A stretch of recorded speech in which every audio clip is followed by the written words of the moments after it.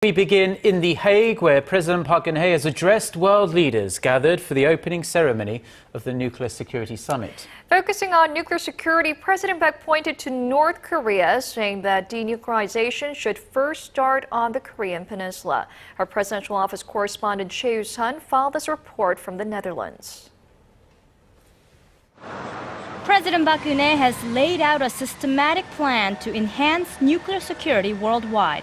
In a 4-point proposal made during her opening remarks at the Nuclear Security Summit in The Hague, the president said the international community should take an integrated approach towards nuclear security, disarmament, and non-proliferation.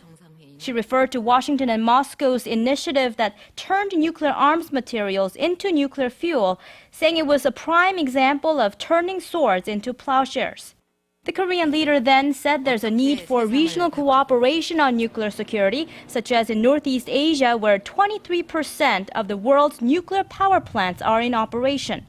President Park also talked about the need for countries to share technology and experiences to level the playing field.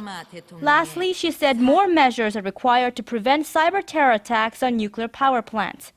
President Park also made a point of commending international efforts to strengthen nuclear security. She mentioned countries voluntarily allowing the International Atomic Energy Agency to inspect their nuclear material protection systems. She also voiced concern about North Korea's nuclear materials getting into the hands of terrorist organizations and nuclear safety.